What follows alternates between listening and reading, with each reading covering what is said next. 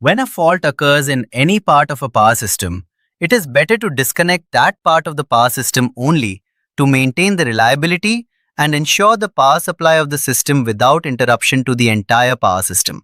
Suppose this is a generator and this is the generation bus. This generator is connected to that bus through a circuit breaker. Obviously, there will be current transformers, isolators, PTS, and all the equipment associated with this connection. But for simplicity in our drawing, we have only shown the generator, the associated circuit breaker, and the generating station bus. Now, if any fault occurs in that generator, say a short circuit fault in the generator winding, we expect that the protection scheme of that generator should disconnect the generator from the bus without disturbing the other elements connected to that bus. Suppose this bus has another generator connected through a circuit breaker, and this bus also has two outgoing feeders with their associated circuit breakers. If a fault occurs inside this generator, then this generator must be disconnected from the bus without disturbing the continuity of service of the other generator and these two feeders. So the protection zone of this generator and circuit breaker is this. Now suppose a fault occurs in that bus bar, meaning at some point on the bus itself. Then the entire bus should be disconnected from the system. Therefore, this circuit breaker, and these feeder circuit breakers will also trip simultaneously to isolate the entire bus system. So the protection zone of this entire bus also includes the circuit breakers of these two generators and these two feeders. Here, you can see that this circuit breaker serves to disconnect this generator when a fault occurs in the generator itself.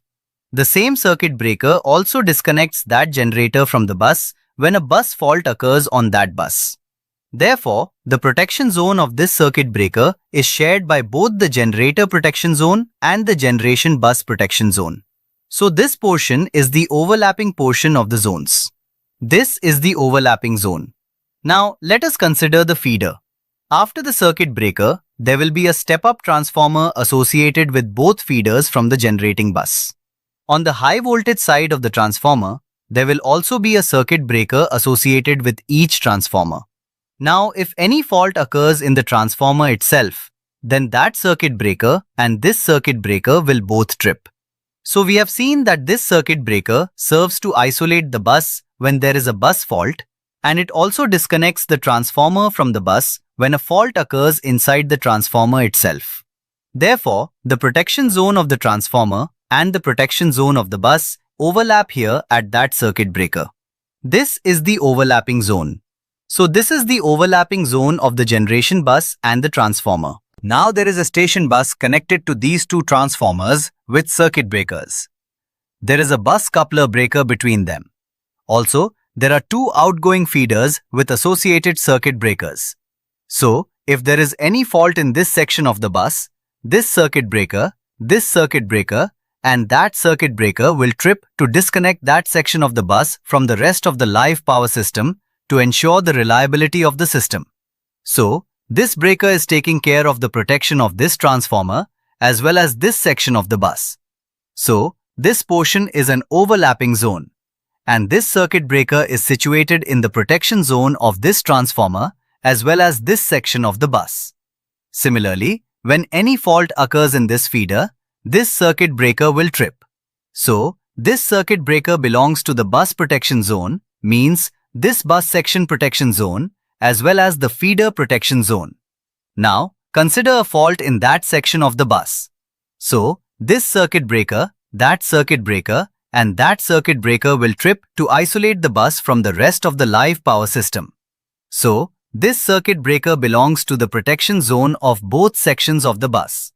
So, from this explanation, we can easily understand that, in electrical protection, the protection of any equipment or any part of the network is confined to a particular zone, and there are always overlapping zones to maintain the reliability of the system.